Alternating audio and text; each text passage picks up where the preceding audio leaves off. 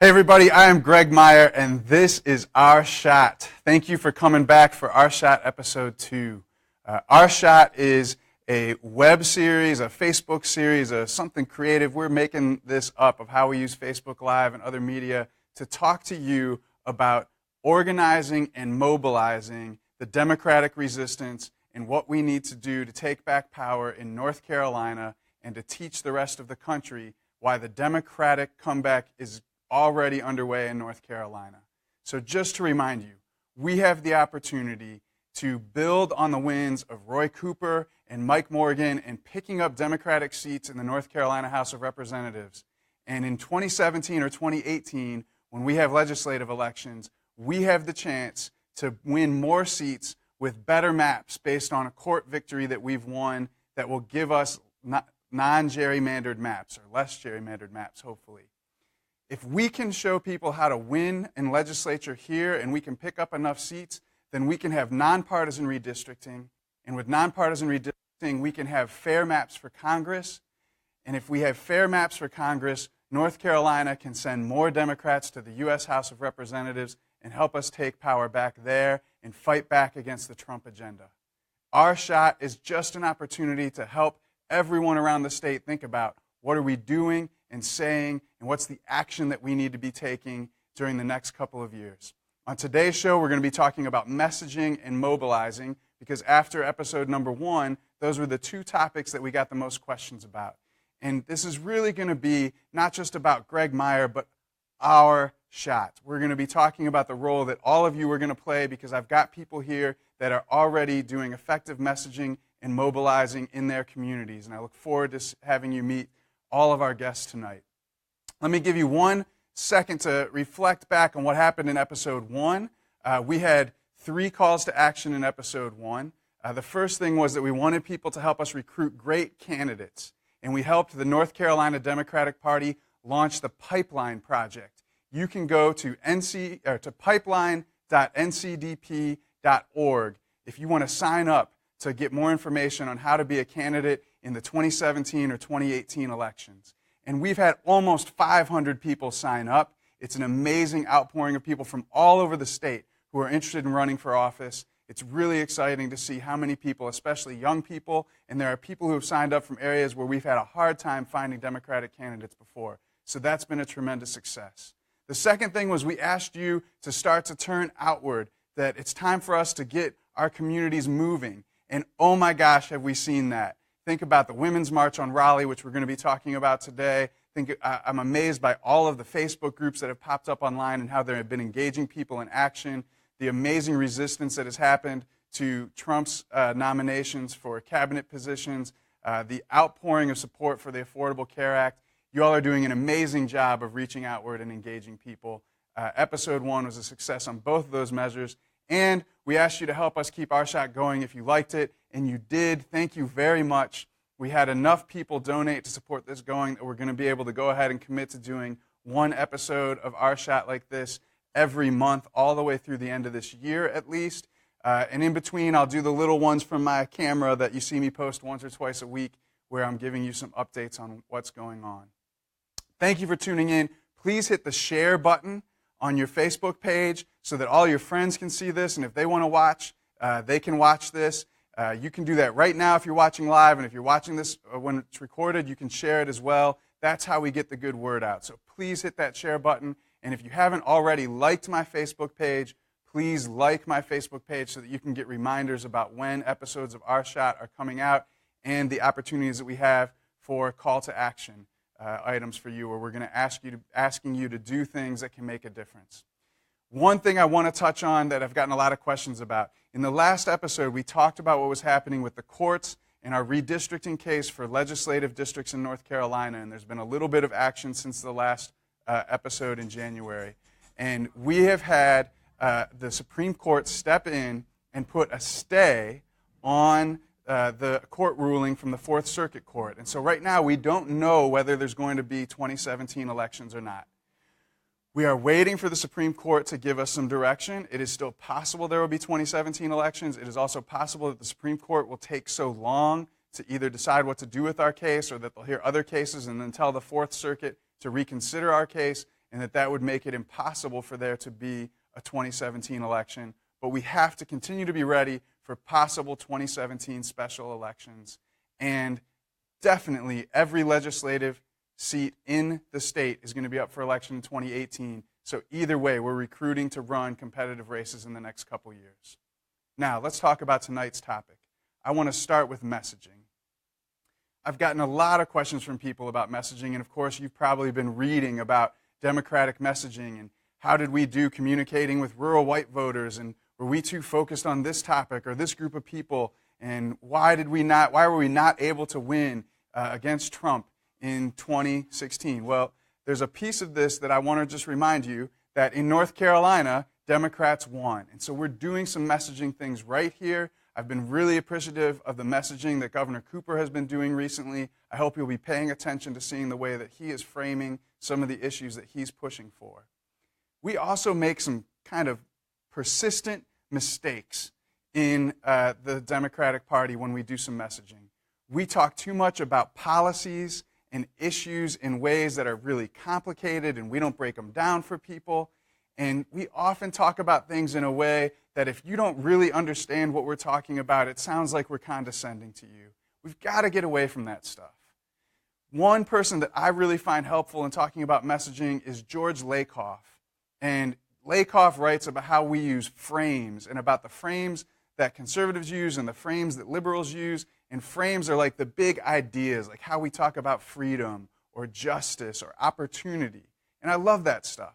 But it's a little nerdy, a little poli-sci-ish. If you're into that, if you want to get into it, go to gregmeyer.com/ourshot, and you're going to be able to see a link to a George Lakoff piece about frames and messaging in the 2016 elections, and you'll probably really dig it.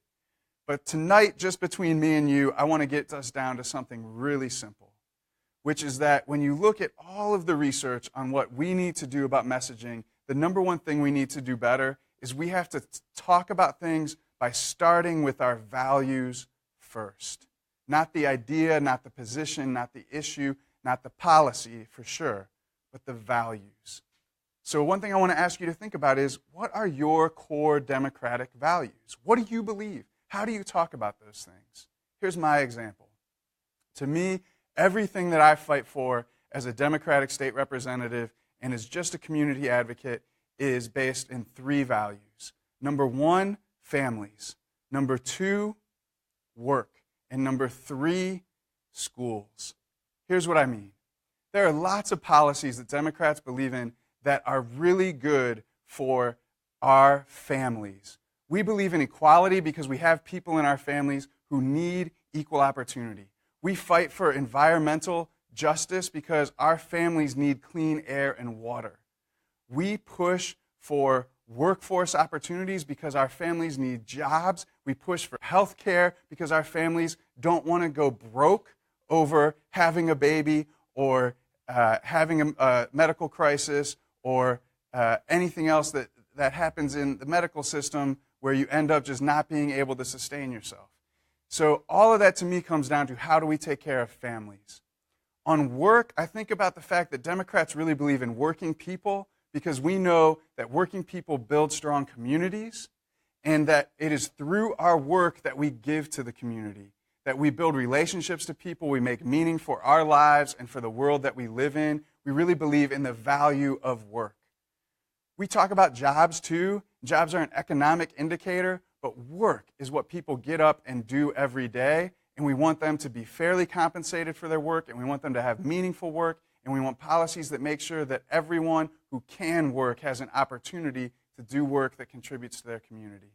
And finally, number three, schools. We value schools because they are the most important part of our society for making us truly united. If we want a United States of America, we need great public schools that bring us together and help us have one institution that socializes us to the values of the shared United States. So that's my three values. I want you to think about your values. And the first call to action for tonight, the first thing I want to ask you to do is to start practicing explaining your values to people. When you go to talk to people about politics next time, start with your values in what you talk about, the very first thing out of your mouth, and see how that goes. Practice, practice, practice. Get good with the values. Don't forget, share this because we got more people who need to see what's going on here on Our Shot. We're going to be right back in a minute with our first guests, and they're going to be jumping in to talk more with us about messaging. We'll be back in a second.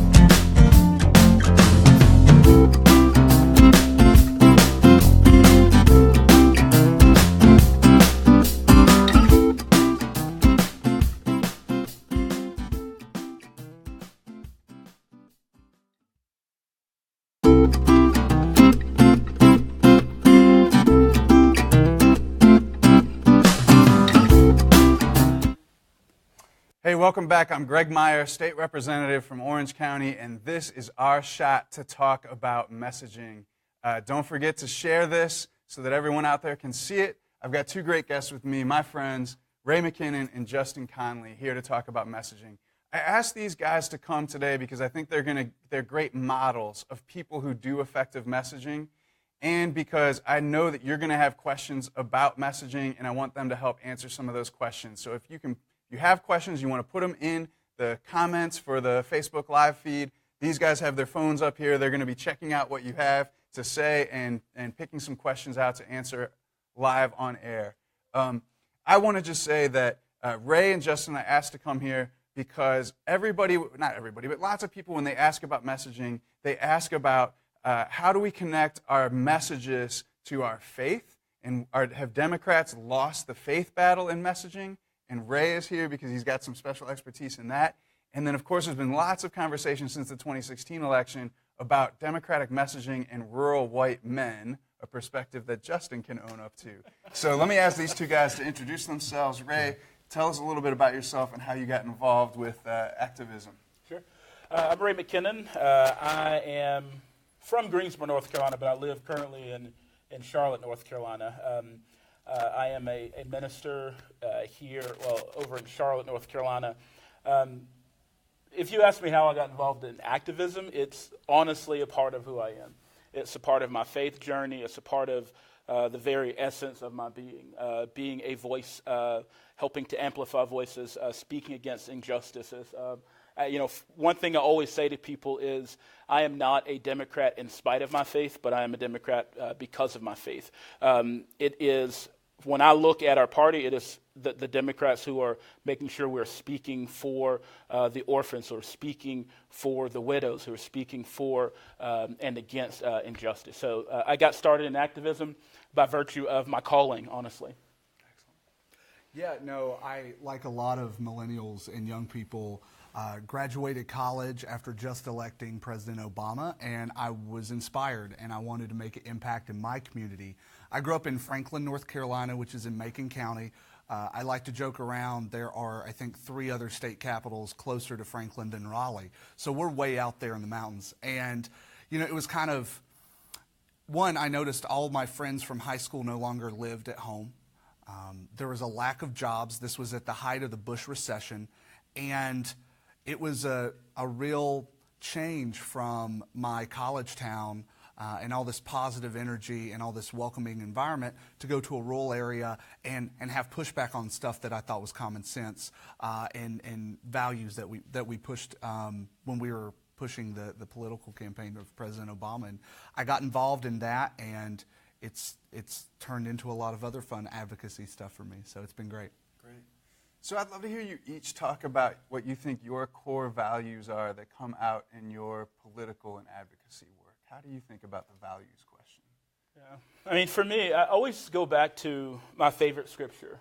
It's Micah 6:8, and it basically says, the Lord has shown you what is required, and that's to do justice or to right wrongs, to love mercy, and to walk with humility before God.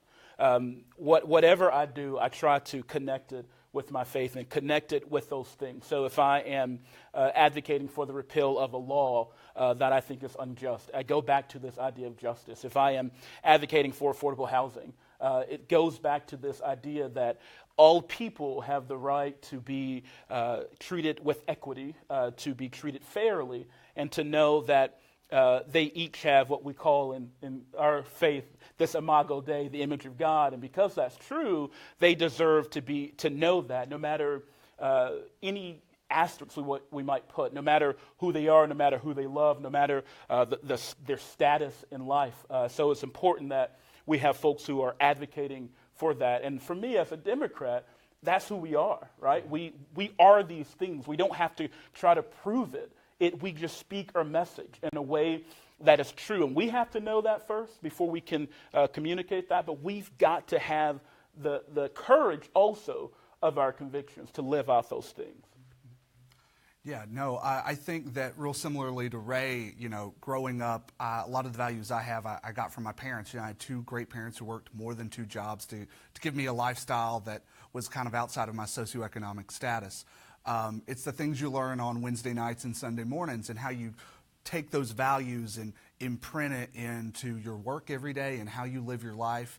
And, I think that's how it kind of works in rural America where, we are taught to have this kind of more rugged, they're from the middle of nowhere. There's this outdoorsman spirit. There's all these folks out there, and things are a little tougher out there. But we're from those areas, so we're used to stepping up and being able to accomplish a lot of stuff without the same resources and access to them. So I think being from a rural area, you get to know your neighbors a lot, and I think that when you know who your neighbors are, it's real easy to have those shared values. So what is some advice that you guys have for people who are trying to think about messaging? Because you both put a lot of thought into this and what you believe the Democratic Party and progressive activists should be doing. So what do you think? What do you want to tell them? Again, my thing goes back to conviction. Know who you are, know what you believe, and then have the conviction to stand on those things, right? So if there are things that are happening on the local level that go against those values, right, that you spoke about, that go against those convictions, speak about it. Speak to it. And then, if you feel like you are doing this and nothing is still changing, have the courage then to put yourself in the arena, right? Have the courage to say, this is wrong, this is who we believe we are, this is who we say we are, we're not going toward that. I'm going to put myself in the arena to make that happen, right? You have the courage to do those things. So Ray has an amazing Facebook Live series of his own, which I just call liberal street preaching. He's like my online minister because he goes on Facebook Live when something is on his heart and you talk about this is what you're thinking about, this is the connection to the scripture, and this is the connection to our real lives. And when I kind of need a booster shot, listening to you on that is amazing because you're tying together values and action, faith and works, so clearly. Right. And you have actually just the advice that you just gave about speaking first and then going ahead and stepping up and entering the arena, you're doing. Yeah. And not just with the Facebook Live. Yeah. You want to tell us what you're doing? Yeah, so I'm in Mecklenburg County, and there's just a lot that's happening. Everyone's heard about the stuff that's happening in Charlotte. And so I've kind of toyed a long time with whether or not I should continue to stand outside and kind of shout at power or at the arena, or should I put myself in the game? And so I'm deciding that I am preparing a run for county commissioner in Mecklenburg County. It's something that, what kind of pushed me forward is that whole idea of values.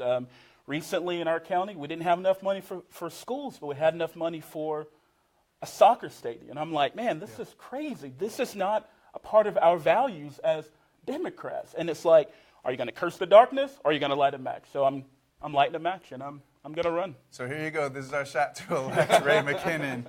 Thank you. Congratulations. Thanks, this man. is exciting. It's really awesome to have this announcement here. Yeah. So thank you. It's great. Yeah. Justin, what advice do you have? Yeah, so before the election, a lot of activists in rural America and rural North Carolina, we have 85 rural counties. We have the largest population of people in the country living in a rural area.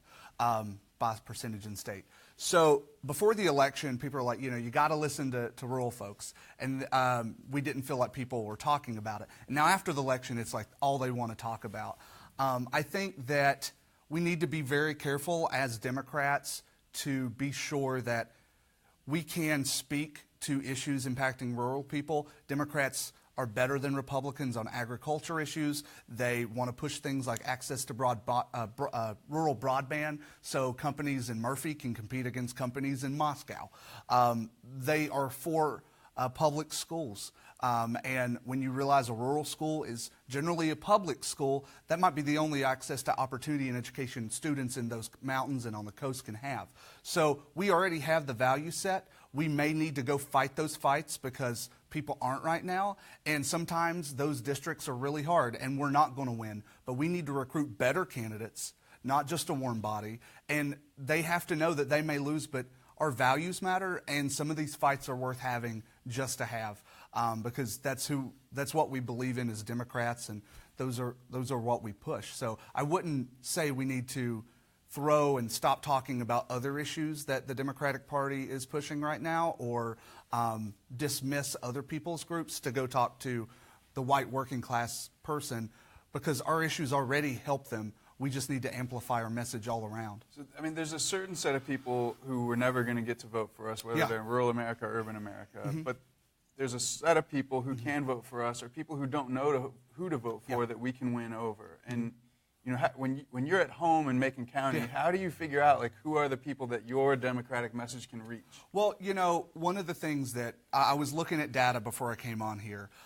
There was 73 counties in the last election that didn't have a campaign office, so to speak. When President Obama ran, he had some offices in rural areas, and we were able to do some outreach in those areas.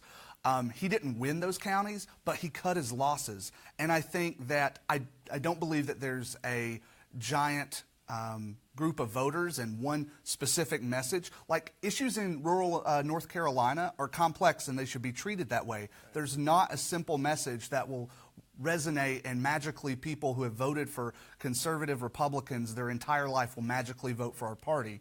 We should stop trying, and we don't. We should, and we need to run better candidates. Like, there are people who are running who are just bad, and we need to talk to good people who believe in our values and who are great in their communities to run for these offices. They may know they might not win because the way gerrymandering and some of the other stuff, but we had some bad candidates run. We have some great candidates. I've seen candidates win in Republican-leaning and rural districts by saying, hey, your kids deserve better schools. In North Carolina, there are fewer jobs today, positions, in rural counties than there were in 2007. I think that's why Governor Cooper won and resonated in those areas. And honestly, some folks feel that that's why Donald Trump won. But when those jobs don't come back, those magic manufacturing jobs don't come back, he can't lie and tweet his way out of it.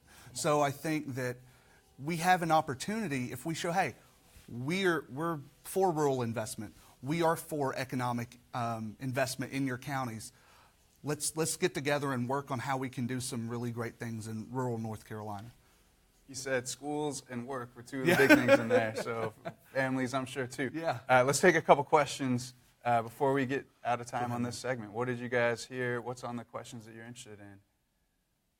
Well, one of the questions that I saw, I'm sorry, I couldn't, it was going too fast, but I couldn't remember the name. But one of the questions that was asked is, how do we connect our activism if we're new to the whole political world? For me, I definitely consider myself an activist, and I do think it's important to kind of learn the political talk. But what I think is important is for you to know that your activism literally is just you getting out there and putting politics into action, right? Mm-hmm. So your activism matters, and it's also, Justin and I coming here, we're listening to Hamilton, and at the end, this is our shot. Yeah, at the end, he said, I needed to know that there was the world was wide enough for both of us, and you connect we need activists, but we also need folks who are in the arena. So realizing that the two can complement each other, but we need the voice of the activists who are spurring us on. We need folks who are in the streets protesting, yelling. And we need folks who are in the arena as well, connecting. So make sure, I think, seeing the connection of activism and knowing the political process, and then just getting yourself, to local meetings. I know it sounds boring, but getting yourself to your county party meeting, your Young Democrats, your Democratic women, your LGBT Democrats, and just getting in there and kind of learning the ropes. Awesome. Justin, you got a question Yeah, for us? I feel like this is a perfect for me and Ray. It's how do we impact millennials and bring them into the party? This actually goes into kind of the urban-rural divide. We see time and time again, I'm an example of it, where we spend money and time and effort doing a great job educating our kids in rural areas. They go to college or they go for a career, and then they come home and there's no job, so they have to go where the jobs are. So the quote-unquote Carolina comeback, the comeback in general mainly happened in large municipalities. And we as a party have to make sure we don't become the party of large municipalities. And that starts by making sure that we're spreading that love, we're pushing that message to young people in these rural areas. Because if you look at the average age of a rural county and an urban county, the disparity is tremendous. Rural millennials are more diverse. And I think that when I first got started, the first thing I worked on was a steep slope ordinance back home. We had a group of people doing it. We lost bad. Nobody cared. It was bad. But I got involved, and we brought in more young people to get involved. And now some of those folks, like we have 2 young people on the town council in Franklin, like we're expanding it. Young people will be there eventually, and the people that are young today agree with our values. They may not be registered as Democrats, but they believe in our policies and what we promote. They're just outnumbered right now. And that's why we can't change our message that like you said, that we're for work, that we're for all families, and that we're for public schools. So I think that's what we just need to keep doing. Millennials agree with us, and we need to be open to bringing them into the party. Ray, you got another question? Yeah, Chris Kramer said, I think it's important to remember that progressive Dems include all atheists, Jews, Muslims, etc. And I completely agree with you. I think we have to remember that. And I believe, here in the South, sometimes it can get, we can forget that. Which is why I think we need to continue to make the connections with our Muslim siblings, with our Jewish siblings, and with our siblings who are atheists, because that's the beautiful thing about our party, and I think that's a part of our message, is we are not folks who kind of box off other people. We say, if you have faith, welcome. If you don't have a faith, welcome. If you want to be a person of goodwill and welcoming and loving to all, pushing us all forward, the Democratic Party welcomes you. And you're right, it's important for us to remember that we are the party who includes everyone in our beautiful tent. Aren't you excited to see him run in Mecklenburg County? Like, that's amazing. I want to see that on the stump. He's going to have flocks coming to him. This is great. Justin, the last question is yours. What's on there that you want to talk about? Yeah, well, I was told to, someone called me a snake person. That's funny. Thanks, Leanna. No, that's an inside joke. We joke around. I have a Google Chrome filter that changes the word millennial to snake person. So I'm glad I could mention that because it played into our question. But just generally, I think that we as a party, if you're in a rural area, sometimes it gets really disheartening because sometimes the action isn't always there. Sometimes fights are worth having, and you should never give up, because while you may not win, you may be inspiring someone else down the line. There's a guy, he was a U.S. history teacher and a football coach at Franklin, submarine captain, more qualified to run he should be running for Congress. Lose pretty, substantially in Macon County because of party registration. Not because, he wasn't the most qualified guy, but, because he was willing to throw it out there because he told his students he was a true believer in democracy and what he did. He inspired me. He inspired the other young people back home. And that's why these folks got to keep running, and we got to keep pushing our values, because our values are great. We got to tie that to organizing and how we really, shake the trees out to get these voters and run really solid candidates. I can't stress enough, our candidates got to be better. They got to raise money and knock doors and all the good things and use data to their best advantage. But we just got to keep fighting, even if you're in a really tough area that hasn't won in a long time. So make sure that you send your good candidate recommendations over to pipeline.ncdp.org so we can get those people signed up. Guys, thank you so much for coming on. This was really fantastic. I can't wait to see what conversation you have with people on the Facebook stream afterwards. We're going to take one more break before our final segment. Right after this, we'll be back to talk about mobilizing. If you haven't already hit the share button, make sure you do that now. We'll be back in just 1 second.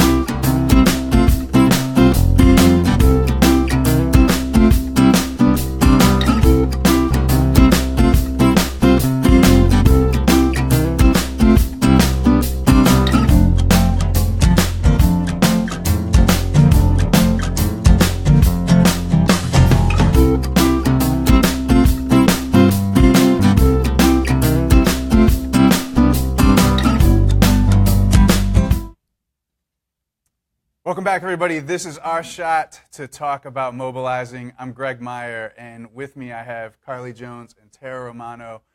We got a gender-segregated show today, which apparently came up in the comments already. But I'm really excited to have these two women here because these are two of the most amazing mobilizers and organizers that we have in the state of North Carolina right now. They both worked on the Women's March. They both worked some on the No Ban, No Wall protest last week. They're both getting ready for HK on J this weekend. And they can tell us some amazing stuff about how to do great organizing and what we're going to see happen from here when we move from the massive street stuff to the organized mobilization we're going to need over the next couple of years. Mm-hmm. So, Carly, Tara, why don't you introduce yourselves, tell people how you got involved with activism. Okay, cool. So my name's Carly Jones. I was born and raised here in Raleigh, North Carolina, and activism has been a part of my life, my entire life. I've come from kind of a political family, so I know about shaking hands at the polls, working on campaigns, stuffing NCAE letters, all of those things. So I grew up doing that. I worked on the Obama campaign in college, and then I've continued to do groundwork like that throughout my life with individual campaigns and helping really good people get into office. I'm also an artist. I'm a performing artist here in the area. So for that reason, Nina Simone has a really good quote that says, an artist's duty is to reflect the times. And so I do believe in true activism through that as well. And I also work in the nonprofit world. So I'm not in the political world for my job. So that's an example there for people asking how they can get active. I'm an example. I work in a jobby job like everyone else, and I'm very active in organizing for my passion for the people of North Carolina. So, yeah. Great. Thank you. Tara. Well, my name's Tara Romano, and when I came to North Carolina in '99, I started doing advocacy for victims of domestic and sexual violence, and I was doing a lot of direct service provision.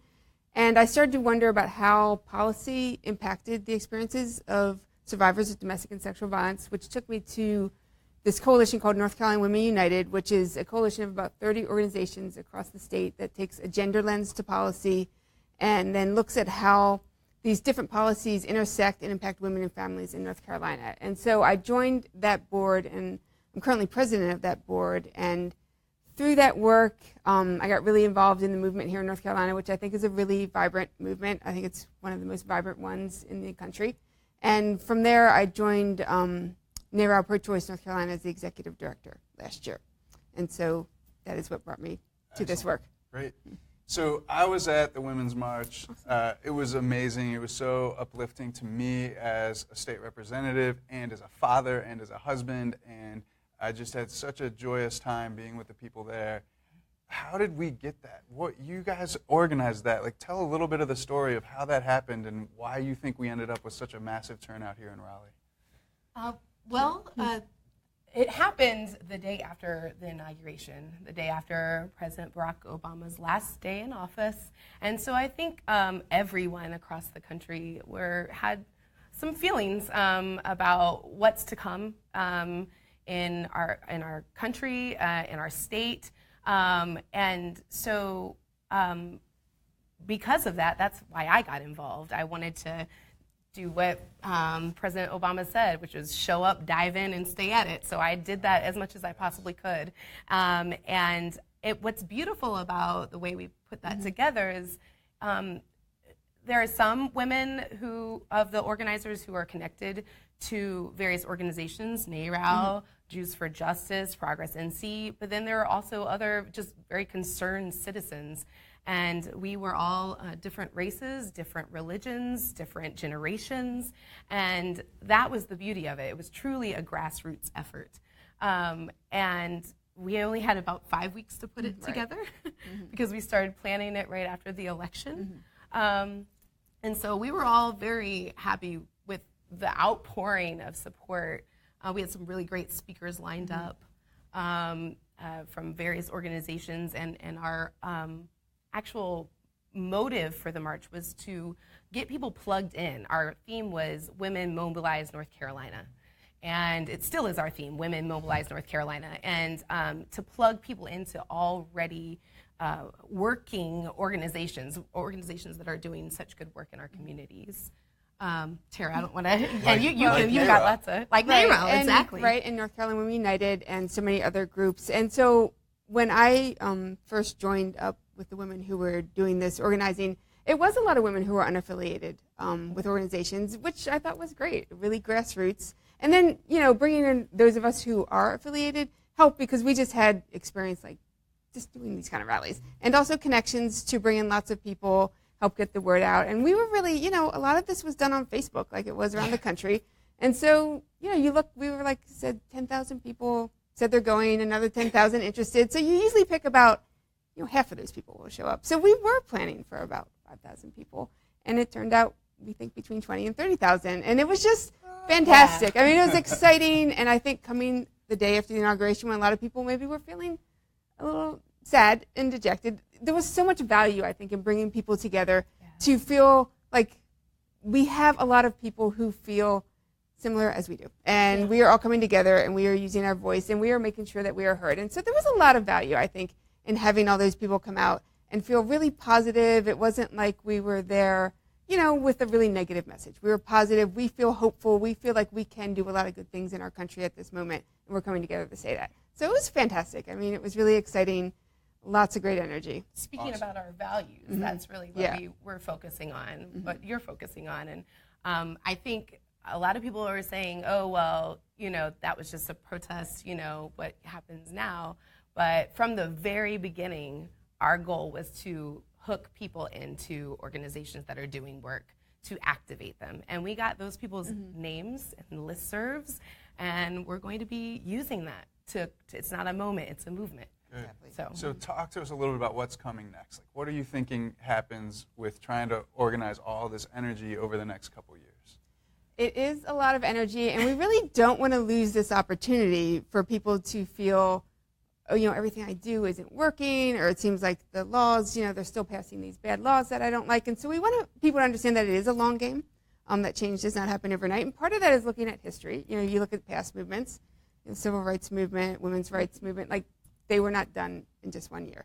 So we want people to understand that it is a long game, and we want people to really get connected to the organizations. North Carolina has a lot of wonderful organizations doing such great work. So we also didn't want people to feel like maybe they had to go out and start their own organization, which can be really useful if you see a need that's not being met, definitely. I think that we get a lot of good organizations that way, but we want to make sure that people also look and see if maybe there's some organization that's already doing some great work, and so they can plug in. Like Democracy North Carolina does fantastic work on voting rights, and that's something I think is going to be a big issue, and so we want people to plug in there. And so also getting people to feel like their voice does matter. And I think that that's a value from these type of protests because, we may have heard some people are really taking it upon themselves to call their representatives, and that's fantastic. Like I've met people who've just every day on my list I call my representative, and that's fantastic. But then they start to get frustrated when they don't get in touch with them. And so we want people to feel like, there are ways that we can also come together, like at the General Assembly. Like a lot of our organizations will have their advocacy days on certain issues. I'm going to say North Carolina Women United will be having a Women's Advocacy Day on March 14th. And so that's the way that you can learn a little bit more about talking to your reps, learn a little bit more about some of the issues, and then go in groups with people. So maybe you're not so intimidated to go and meet with your reps, but to get comfortable in doing that and to just start to connect with other people as well. I think that can help you feel a lot less alone and feel like, maybe you're not inspired one day, but if you made yourself accountable to your group of advocates friends, you might still be out there. Yeah.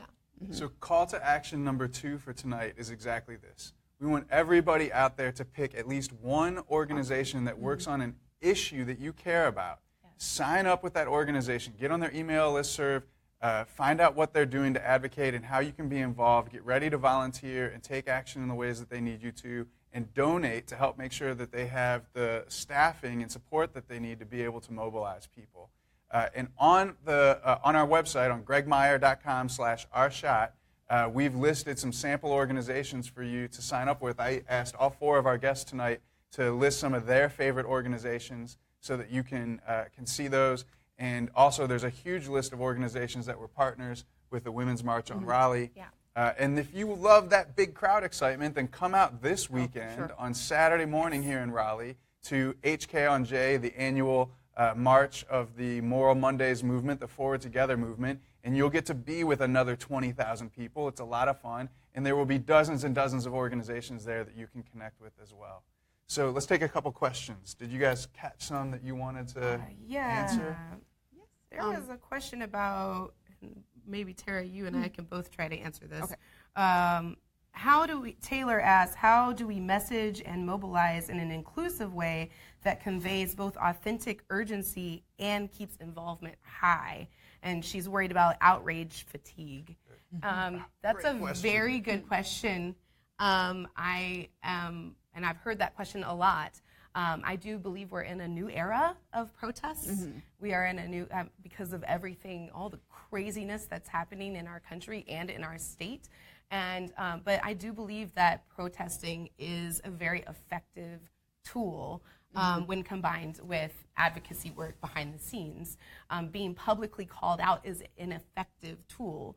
So if the political climate continues the way that it's been going, where every week we have something outrageous that's an attack on our rights, I don't believe that people will get fatigued. I think people are just going to get angrier and angrier. Now, with that said, there are other ways that you can be involved besides protesting.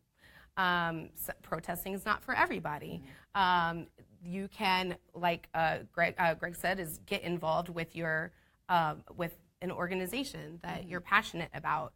There are all sorts of things that you can do. You can work at the polls. You can help on individual campaigns of people that are representing ideals that you believe in. And Terry, you might have more to add. Well, definitely there's a role for everyone, I think. You can, organizations, they sometimes, particularly if they're small, really grassroots organizations, need help for all kinds of things. And some of that might be like maybe you're not so comfortable going into crowds or being really confrontational, or what you feel is confrontational with your representatives. Like they need help data entry or, doing all these kind of things. Like, so you can really be supporting this movement in ways that you feel comfortable. I would also want to encourage people that, having conversations with those around you that maybe don't have the same views as you, like that's also part of the movement too.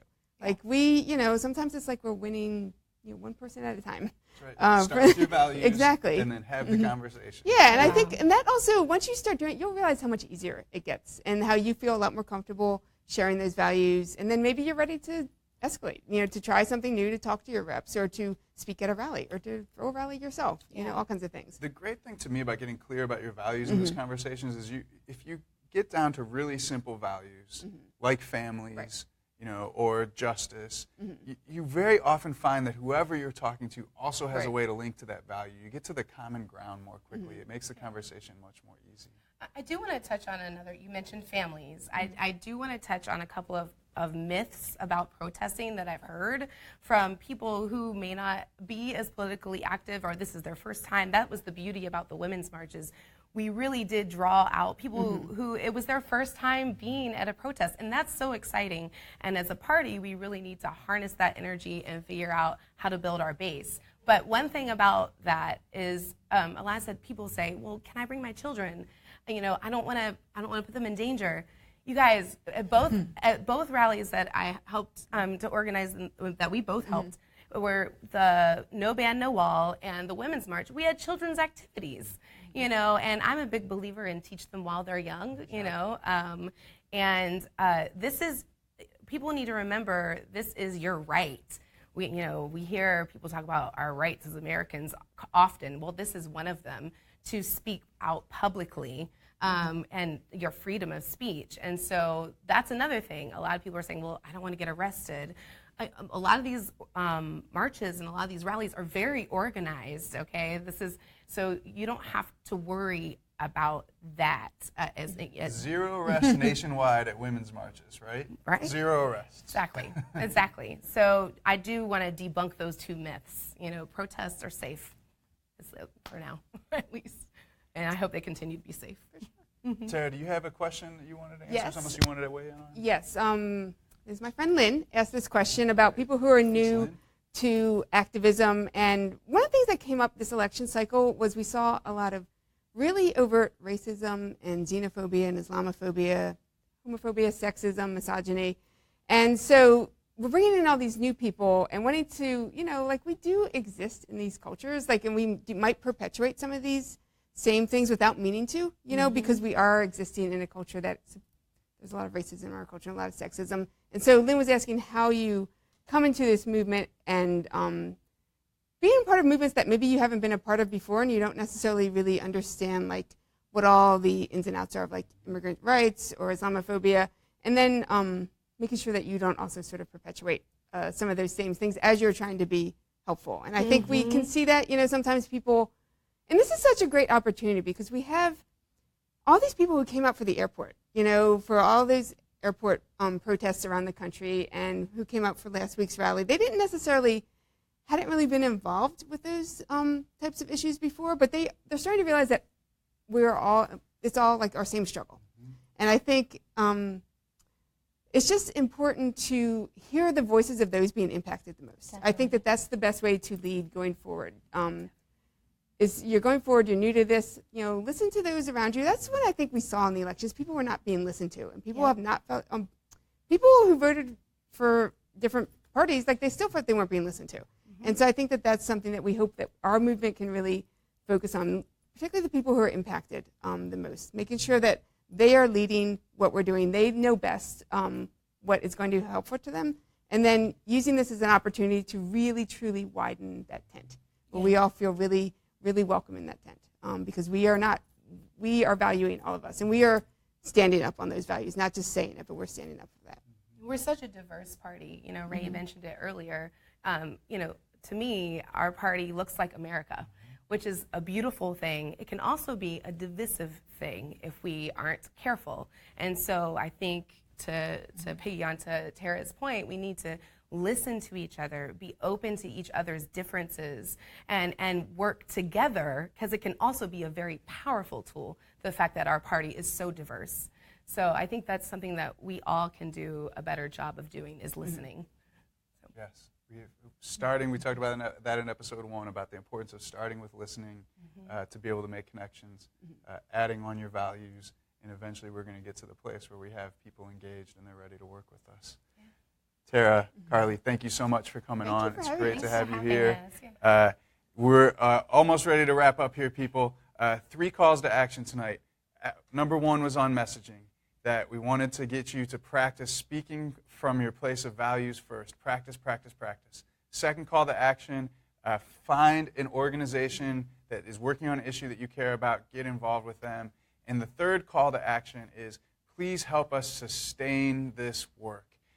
You are going to hear me talk about this. It will be our third call to action in pretty much every RSHAT we do, which is that this work needs funding. Running a movement, running a political operation requires funding, and even though we hate the role that money plays in influencing politics, we've got to have the chance to get the political power to get money out of politics. So if you love RSHAT, if you appreciate what we're doing here and you want to help us keep doing this and you want to help the work that I'm doing to recruit great candidates to run for office, please go to gregmeyer.com/RSHAT.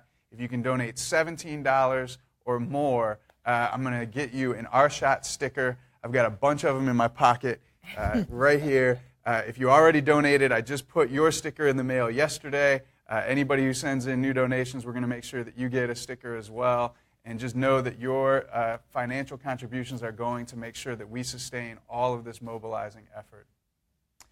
Quickly looking ahead, in the next month, there's some very important things happening with the state Democratic Party. We're going to be electing new party leadership in North Carolina on Saturday. We've got precinct meetings coming up. And so over the next month, most of my focus on RSHAT is going to be about getting the Democratic Party apparatus in North Carolina doing what we need it to do, how we need to organize and mobilize the party itself. So look for some mini shots that I do during the week, and then our next full episode will be focused on the North Carolina Democratic Party and what we need to do to get to the place where we take advantage of our shot to win elections in 2017 and 2018. Thanks for tuning in, everyone. This is our shot to take back North Carolina for the values that we care about. It's great to have you participate. I look forward to seeing you online and in person on Saturday at HK on J right here in downtown Raleigh. Thanks. Have a good night.